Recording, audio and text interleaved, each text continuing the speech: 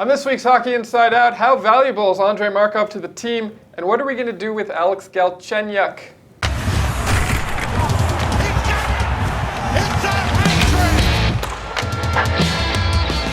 I'm Adam Susser, joining you from downtown Montreal with Stu Cowan, CBC Daybreak's Jessica Rusnak, and Georges Laraque.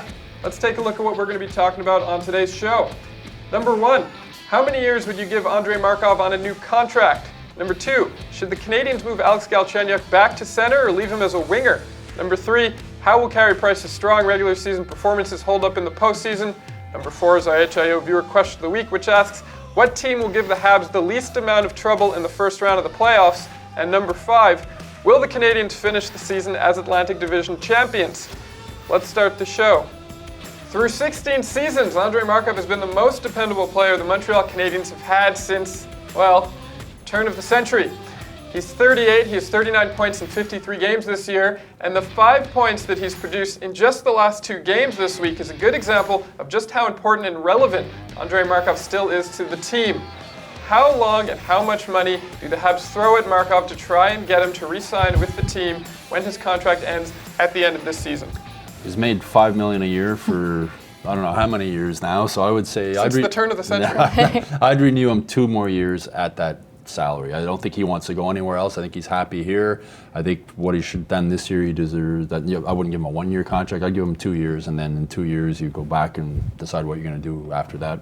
The fact that he said that he wants to retire as a Montreal Canadien and he wants to stay with the team, and the fact that also we're having problem with cap space, I would not give him $5 million. I would give him $7 million for 2 years to see if you could get him for that, because you got to give the guy less money. It is a problem for the team that the fact that we need to re-sign him because we have no other option. But again, he's getting older. He's doing good this year, but not at $5 a year. I wouldn't do it. But do you think he would accept a 2-year deal at $7 million? You played with him. Is he really going to compromise like that? Well, the fact that he said that he really wants to stay, and he knows that the situation of the team, they have to re-sign a lot of guys. Carey has to be re-signed, and he's going to want $10, $11 million a year, and all those guys, they're going to have to. Right now, with Plekanec, that I don't think nobody's going to take him. Everybody hopes that Vegas is going to take his contract. Yeah. I think we're going to be stuck with him, and if we are, we have to re-sign Galchenyuk. I think that we need help from him. If they don't offer him though 5, it really will test how much he wants to stay here, because I'm sure some other team will. And I think with Sergachev coming up, I think he's a good guy. Markov's a good guy to sort of groom Sergachev for 2 years for him to sort of take over his role. But it will be interesting to see what happens with that. Yeah, and I don't even think you should use the language "we'll be stuck with him." I mean, I think other teams would want a guy like that. Even though he's 38, he's still doing well. Do you think he'd be able to find, though, that a good contract somewhere else? But in Montreal, he's top 2 because Boldy and all those guys are not. They haven't answered the bell. Boldy is a first-round pick. We don't know what we're going to get from game in, game out. But in other teams, he wouldn't be a top 2. I wonder if Boldy was even going to be here next year. Yeah, he's good point. A restricted free agent. I have a feeling they might move him over the summer. If I was Mark Bergevin, I would give him a 2-year deal at $4 million per year. So I'd cut off the $2 million that Stu wants to give him there. Yeah. But we'll have to see what ends up happening. Staying on Markov, do you guys think he will make the Hall of Fame? I don't think so. He's a good player here in Montreal, and a lot of people around the league, Max Pacioretty points this out, that they talk about him, and he's a player that's well respected, but he hasn't won any major awards. You know, he doesn't have any of those individual awards that I think Hall of Famers need to have. He doesn't have any cups, which sometimes the cup ratio is not really fair because you could be on a pretty lousy team and it's out of your control. But I think Andrei Markov is not necessarily a Hall of Fame player, in my opinion. Yeah, unfortunately, I have to agree with you too. You know, he's a great guy. Played with him. He's an awesome teammate to have. But, you know, in the Hall of Fame, they don't vote for great guys and awesome teammates and great Montreal Canadiens. You know, you got to get some hardware. He never got any Norris trophies and anything that shows that, you know, he was one in the elite, the best defenseman out there. He's good for a long time. But again, unfortunately for him, there's still stuff's missing. He tied Guy Lapointe for the second most points by a Canadiens defenseman, but he played, I believe, like 200 games more than Guy Lapointe played. So he's a great player, a very good player, but I agree, I don't think he's a Hall of Fame player. I would be on board to retiring his jersey here in Montreal. Oh, that's for that, Because, you know, there hasn't been a modern-day player that has had that option yet, and I think he's got the good connection with the town, the city of Montreal, and the amount of years he's played here. That'll be interesting though too, because when you think of Canadiens Hall of retired numbers, it's Stanley Cups, individual awards, almost the same. It's almost the same as the Hall of Fame. So I don't know. But this new generation, well, there's that's right. But there's like Saku Koivu and Andrei Markov, right, for a new generation of Canadiens fans. That's the two guys that they can relate to. But do you not think it should be harder to get your jersey retired than to make the Hall of Fame? I mean, that's. But for a team, the history of a team is different. Like you said, you passed Gila Point, but the Hall of Fame is every team in the NHL. So one team you could be honoring a guy that the Hall of Fame is not gonna honor a guy that is retired by a team, because every team has different reason why this guy is special for them, but it might not be when you look at all the guys that played that position in the history of the NHL, right? So there's a big difference. What was interesting too, when Claude Julien was asked if there's a big change between Markov in his first stint as coach when he was playing and to now, and he said not really. He says the only difference is, like Claude Julien says, he has less hair, which I can sort of relate to and laugh at, but he hasn't really changed his game that much. He's still Andrei Markov. Okay. Alex Galchenyuk has been lukewarm as a center throughout the season. He was moved for the first full game against Carolina on the wing. Do you think the Canadiens should just keep him as a winger and call it a day? I don't see why not. I don't think anything Alex Galchenyuk has done recently has been all that impressive. He did have that really good game where he broke out and he was on the wing, but I haven't seen any reason why to move him back to center. We saw that his defensive play was a liability to the team, and if playing at wing and having fewer responsibilities, then let's go with it and let's stick with it and give him a good stretch of games to see what he can bring and hopefully produce more goals, especially going into the playoffs. To me, this situation of putting him in wing, back center, put him in wing, we're playing with his head. You're talking about a guy, all his career he plays as a winger. His last year of a junior, he was a center. He only played center 1 year, and of course, his last year junior, he's going to average a lot of points a game because it's his last year junior. He should dominate. So after that, he comes to Montreal. We need a center because for 4 years we haven't drafted top center yet, top first line center. So we say he's our center. He played 1 year junior as a center. He's our center. So many mistakes that he does as a center because it does his natural position. And in face-off, he's terrible. Even Pacioretty said a couple of games ago that he looks more comfortable on the wing. So we put him on the wing, and he had some success in the wing. That game actually scored. He was pretty good. But we're playing so much in his head. The guy he has lack of confidence. There's 6 games left into the season, and now we start talking about shuffling back maybe to center.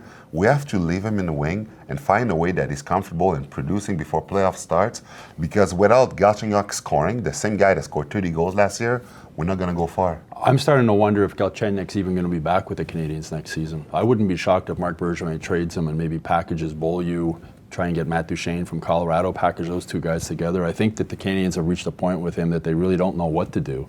And I really wouldn't be shocked if during the summer Marc Bergevin tries to package him and Beaulieu together and see what he can get. And I think Alex Galchenyuk is absolutely fed up and trying to answer the question saying, what do you prefer playing, wing or center wing? And he just says, I don't care. Just put me anywhere. And it's something that's out of his control. And I could see how that's frustrating because he's answering the same questions all the time. I would leave him on the wing and just take that defensive responsibility away from him. Just go out and score goals.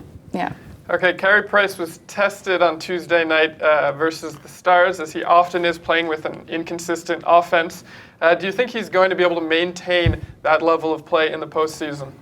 I absolutely think so, that Carey Price is an elite goaltender, and this is where they rise to the occasion under these pressure situations. And if you look at Carey Price throughout his career, even going back to junior, playing at the World Juniors, then in the Olympics, that he has these moments that he could draw back on high-pressure situations, and he's a guy who wants to win. You hear him in the locker room after a loss, and he's really frustrated with himself. And for him, I'm sure at one point in his career, he wants to be a Stanley Cup champion with the Montreal Canadiens. So I expect to see a good performance from him. You know, especially this year, now he's rested. All the other years, he played so many games, and he was our backbone, and he still is. But, you know, he's coming to the playoff tired. Now the fact that he was rested a bit, and we had to imagining his knee, now I think that we're going to get Carey with same level of intensity in the playoff. And you're talking about a goalie that is used to play for a team that is not scoring. Mm-hmm. So think about the pressure he's used to having. If he knows that if he lets in more than 2 goals, they're going to lose the game. He's like Patrick Waugh back in the days where you let 1 goal max, so 2 goals maximum, and you're going to win. That's what Patrick used to do. And Carey is used to play like this. And again, in the playoff, we're a one-man team. We have no offense. We have no top 6. We have Carey Price. if he could score goals, he would. But he's our backbone of that team. As long as Carey is going to take us, that's where we're going to go. He actually has a pretty good shot during practice. Sometimes he goes out with the players think he's not that bad. But since Claude Julien took over, he's 11-4, and he's allowed more than 2 goals only 3 games. So he's against Dallas the other night. He wasn't even supposed to play against Dallas. Montoya was supposed to get the start, but got injured in the morning skate. And I've never seen Carey Price playing as well as he's playing right now. Maybe they should try him at center. Okay, it's time for HIO Viewer Question of the Week. We need your help at home. They're not paying the HIO writers enough to think of 5 questions, so we need you to write in. We're going to give away an HIO mug to the winner of next week's chosen question. You'll see an email on your screen right now. Use it. Okay, this week's viewer question comes to us from Steve Richards of Moose Jaw, Saskatchewan, who asks, what potential playoff opponent do you think will give the Canadiens the easiest route to the second round? I don't think there's any easy route. I mean, they've beat the Rangers all 3 times they've faced them. They've beat the Senators the last 3 times they've faced them, but there's no easy opponent in the playoffs. Yeah, there's nothing easy, but if you want to answer the question, the easiest of all the teams that are there, I think that it will be the Rangers, because not just that Lundqvist is getting older and we have the numbers pretty easy lately, but the last game, that's the first time actually I saw Montreal Canadiens out-hitting a team. We were out-hitting the Rangers, so in a playoff, hitting is so important. Rangers are a little bit bigger than us, but they don't play that way. So, and again, to beat us in the playoff, you have to beat Carey Price and you have to be physical on us. So I think if I was to look at the best opponent, and that's who we're going to get in the first round. So I'd be happy with that. Yeah, I don't have a problem with the Rangers. I know certain people are worried about them for some reason. I think they're thinking back at past seasons, the old Rangers team. But this year, the Canadiens have had their number. They've played really well against them. I just don't want a Montreal-Toronto matchup, just mainly because of all the hype, the media that will be around. I'd love it. I'd love it. In the second round. I'd love it. Make it when it's a little bit more important, that whole crazy circus that we need to deal with. But the Rangers, is Kreider going to run Carey Price again? I doubt it. I haven't seen a Montreal-Toronto matchup, I feel like, in my lifetime. I feel like it's been so long. It would be unbelievable, a Montreal-Toronto matchup. The TV ratings would be... Well, Ottawa... Nobody wants Ottawa? Nobody wants Habs to play Ottawa? You know what? Is Ottawa's going to beat Toronto? Because if they don't, then you Yeah. got it. Yeah. And I think Toronto would beat Ottawa in a playoff series. I really do. I think that Toronto... What method? That's hurt. And Toronto's coming in with absolutely no pressure. If they just make the playoffs, if they lose in the first round of the playoffs, they've had an amazing season, right? And it's not just that. Toronto's going to carry on momentum because their schedule is much harder than all the other teams. They're beating top 3 teams in the conference to make the playoffs. So you carry that into the playoff.